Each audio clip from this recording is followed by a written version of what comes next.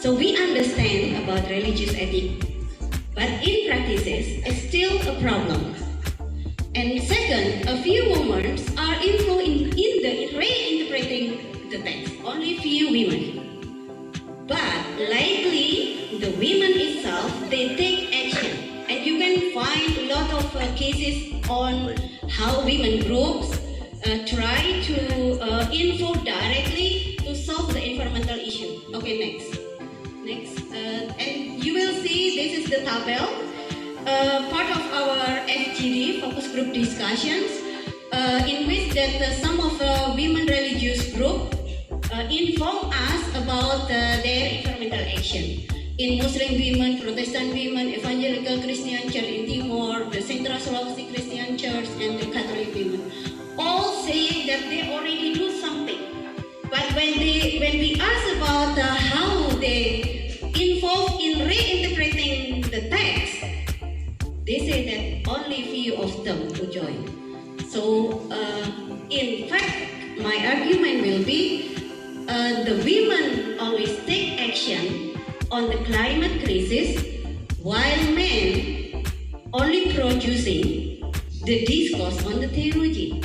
So, someone who really interested on the issue about the gender and Islam, maybe this is part of the challenge of you to understand how actually women involve and understand their eco-theology. Okay, next. And the third challenge is listening to the woman is also mean listening to the earth. Why we need to understand and study from the women? Because currently there is a myth. If we having water in the house, domestic, it means this is part of the responsibility of the women. But when the water going to be managed in the public, it means it is part of the male domain. So when the water crisis in the house, women are crying, and men, they try to find something to solve, talking with the public, etc. But the women, they try that, okay, I have to get the water for my baby, for my husband, etc., for cooking, etc. And this is one of the understanding of us in how if we listening to the women, actually we listening to the earth. So we need to reinterpret the myth. I say it is a myth because maybe in some of our households it doesn't happen. Yeah, hopefully it is not. But yeah, it's the fact, you know. And this is will guide us that reinterpreting myth, like myth on the springs with the young, with the what is Holy Spirit, etc., will guiding us to close to the moral ethics in protecting the natures.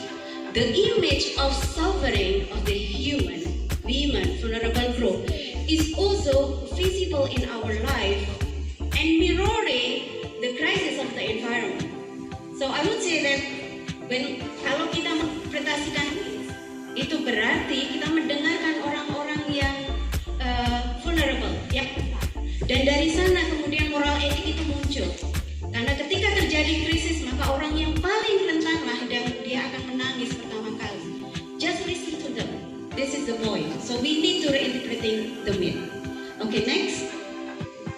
And my last challenge for the community, faith community, is in the harmful system.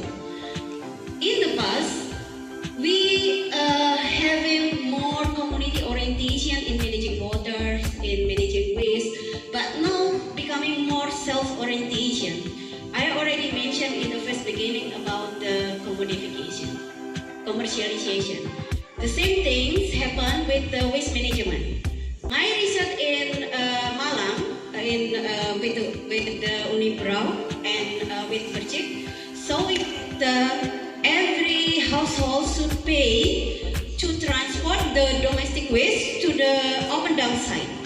But again, for the poor, they don't have money to pay off. So that's why they burn the waste. And as a result, the impact of health becoming of one of their choices. They know if they burn the waste, there will be sesak nafas, mata perih, ya. But they do it because they don't have money. And in Indonesia, legal system of waste management is still there, ya. Masalah, ada masalah. And I think indeed we see that in the modern system, it may erode our solidarity. In this way, actually, moral crisis appear as a concern. I hope really that the religious leaders and you will be the next generation of the next leader, religious leader, will think of about the moral crisis by listening to the most vulnerable people.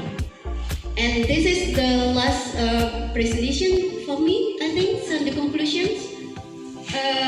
In the end, I would say that it is important for us to take interdisciplinary approach in managing water part or environmental crisis, and particularly to understand the local experiences, because making harmonious relation between science, policy, and spirituality will be a challenge for us. And listening to the female actor, vulnerable ones, by recognizing their knowledge and experiences will guide us to the moral ethic in developing and having harmonious relation with the nature. I think that's all. Thank you so much, and I'm waiting for your report. Thank you. Thank you, Dr. Haryani ya.